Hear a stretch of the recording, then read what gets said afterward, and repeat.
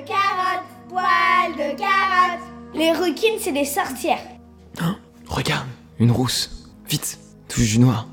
Les roux, ça pue.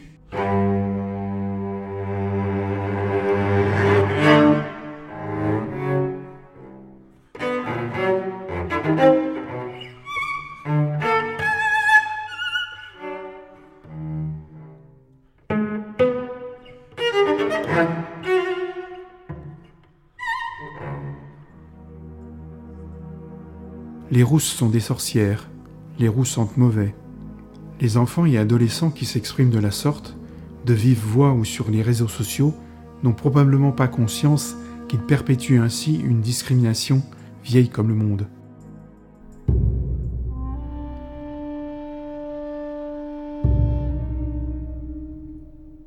Dans l'Égypte ancienne, déjà, nous dit l'historien Plutarque, on se livrait dans certaines villes à l'exécution rituelle d'hommes roux.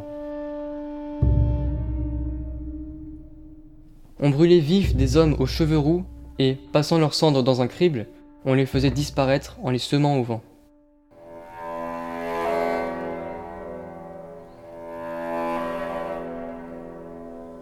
Du seul fait du tribunal de l'Inquisition, du XIIIe au XVIe siècle, des milliers de femmes rousses, considérées comme sorcières à cause de la couleur de leurs cheveux, ont péri sur le bûcher.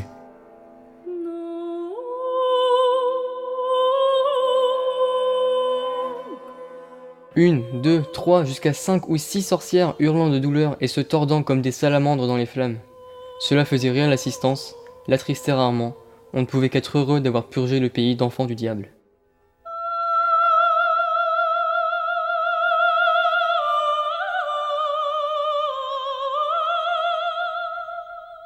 Le rouge a longtemps été considéré comme une couleur démoniaque. Au Moyen-Âge, parce que leurs cheveux avaient soi-disant la couleur des flammes de l'enfer, on accusait les rousses de commercer avec le diable et, en conséquence, de porter malheur.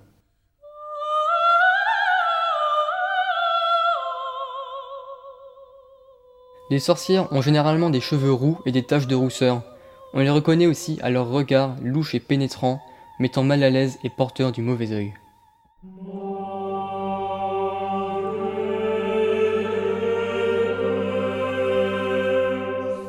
Certaines représentations artistiques de la religion ont nourri au cours des siècles la discrimination envers les roux. Ainsi, depuis le Moyen-Âge, la tradition veut que Judas, l'apôtre qui a trahi le Christ, soit représenté avec les cheveux roux, bien que cette particularité physique ne figure dans aucun des évangiles. L'expression « roux comme Judas » est d'ailleurs entrée dans le langage commun. Judas, l'homme à jamais qui a trahi le maître aimé. L'homme le plus méprisé, le plus haï de tous les hommes. Judas le juif, le roux, le bouc. Judas, le complice du diable.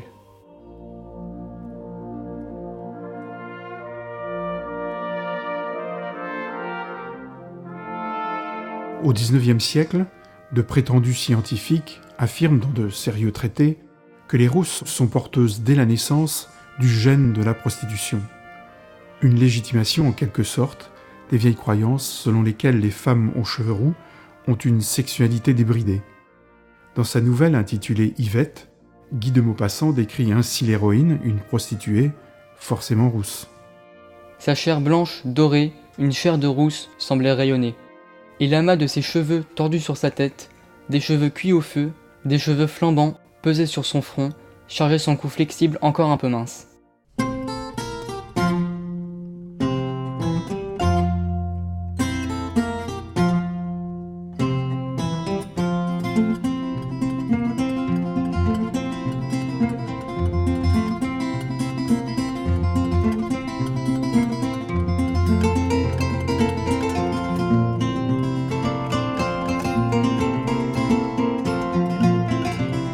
Alors qu'au cours des siècles, une partie de l'humanité traite rousse et roux avec malveillance, il se trouve à l'inverse des hommes et des femmes pour nourrir à leur égard des sentiments beaucoup plus favorables.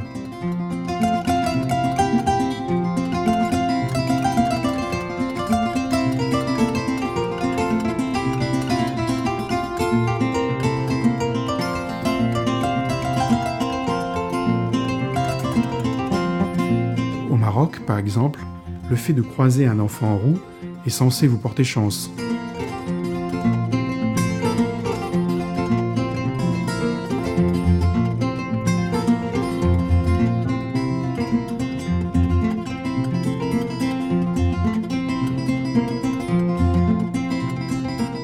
C'est par les artistes dans un premier temps, puis par les professionnels de la mode, de la publicité et du cinéma, que l'on passera peu à peu de l'exécration à la célébration de la rousseur. Ainsi aujourd'hui, de nombreuses femmes n'hésitent plus à se faire teindre en rousse.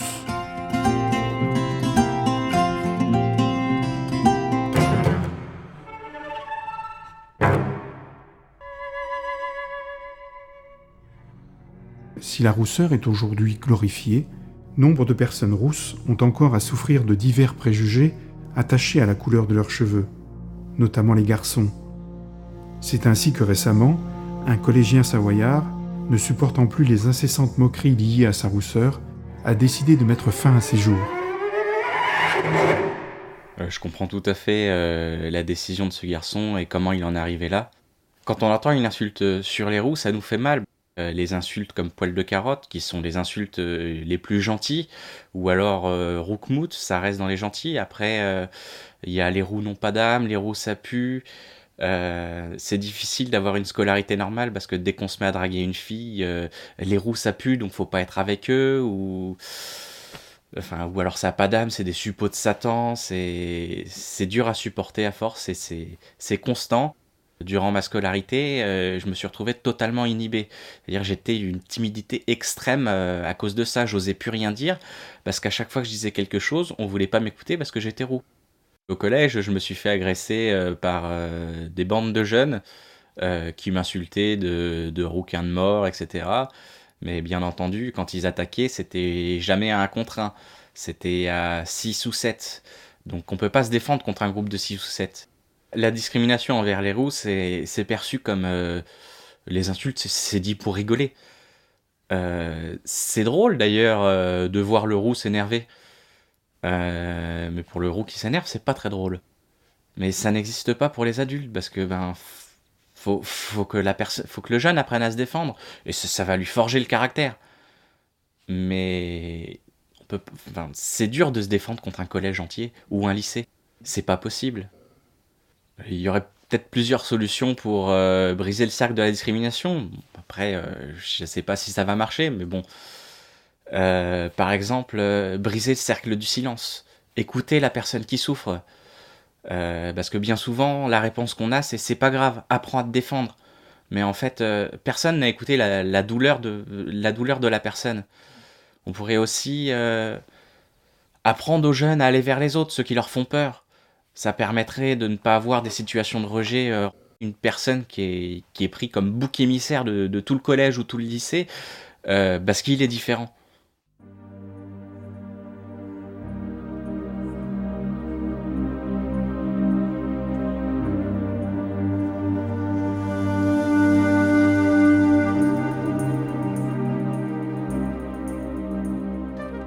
Être superstitieux, c'est penser que certains actes ou certains objets peuvent avoir une influence sur notre vie, comme le fait de croiser un chat noir porte malheur ou avoir un trèfle à 4 feuilles porte bonheur. On est face à un comportement qui n'a pas de fondement scientifique, qu'on peut qualifier d'irrationnel. Et dans le cadre de la discrimination envers les femmes rousses qu'on accusait de sorcellerie parce que leur couleur de cheveux était soi-disant la même que la couleur des flammes de l'enfer, on est là aussi en présence d'une superstition. Et ce genre de croyance existe toujours, notamment dans certains pays d'Afrique, où on pourchasse et on tue les albinos pour en faire des potions prétendument magiques.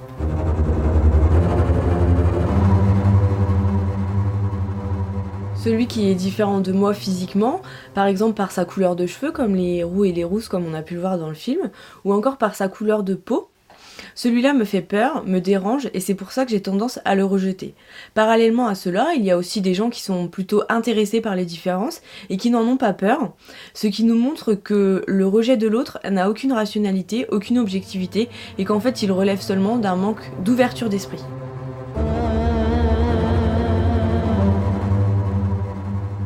Bouc émissaire, c'est une expression qui vient de la Bible. La Bible qui raconte que les Hébreux, dans les temps anciens, se déchargeaient symboliquement de toutes leurs fautes sur un animal, c'était un bouc ici, et qui étaient envoyés dans le désert et de cette façon-là purifier le peuple.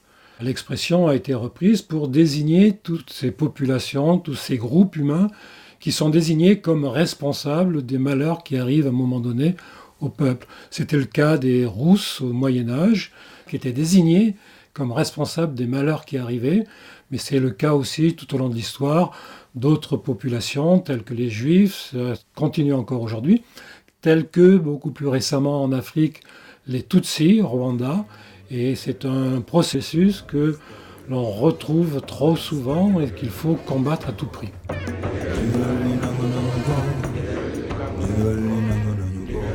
On assène des jugements définitifs sur des gens qu'on ne connaît pas. En France, il y a une personne sur 800 qui est rousse, c'est-à-dire que les rousses et roux en France sont ultra minoritaires. Ceux qui parlent des roux et des rousses n'en ont jamais côtoyé ou rencontré forcément.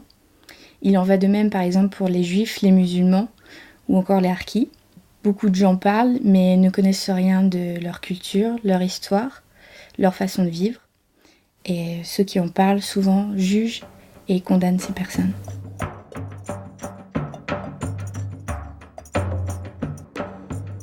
On ne naît pas raciste, on le devient. Comment cela se fait-il ? Sous l'influence des parents, ça peut être les amis, les médias, et depuis quelques années, évidemment avec l'influence de plus en plus grandissante d'Internet. Sous couvert d'anonymat, Internet permet de propager des idées qui sont extrêmement violentes, des idées de racisme, d'appel à la haine, de rejet de l'autre. Et beaucoup de jeunes, par paresse intellectuelle, ne cherchent pas à analyser, ne cherchent pas à approfondir, ne cherchent pas à savoir quelle est la réalité et prennent ces propos pour argent comptant.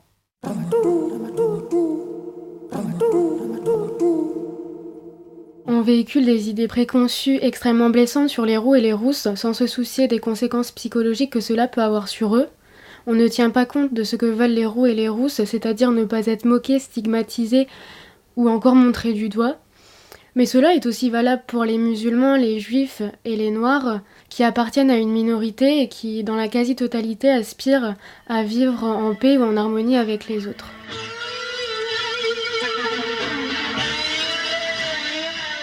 La plupart des groupes de jeunes sont constitués aussi autour d'un leader.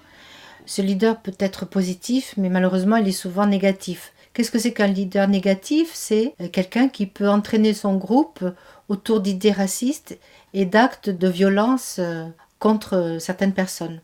Alors, ces jeunes qui font partie du groupe, soit sont indifférents et laissent faire, soit aussi peuvent participer à ces actes ou à la propagation de ces idées par peur d'être rejetés par le groupe, par peur simplement du leader, ou simplement parce que ce leader leur paraît charismatique et correspondre aux idées qu'ils ont en eux. Mais ça peut être aussi tout simplement des jeunes qui ne prennent pas le temps de réfléchir et qui bêtement suivent le chef.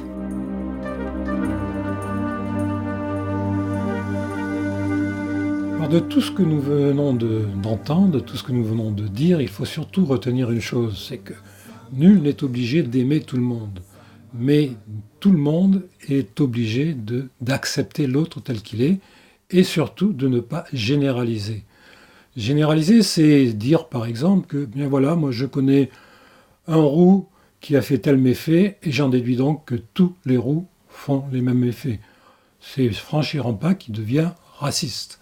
Donc on peut rencontrer des Arabes qui commettent des méfaits, des Juifs qui commettent des méfaits, des Blancs qui commettent des méfaits, des Noirs qui commettent des méfaits, mais de là à dire que tous les Juifs, tous les Arabes, tous les Noirs, tous les Blancs ont la même caractéristique, c'est faire de la généralisation et donc tomber dans le racisme. Il faut donc savoir les limites que l'on doit apporter à nos propres jugements.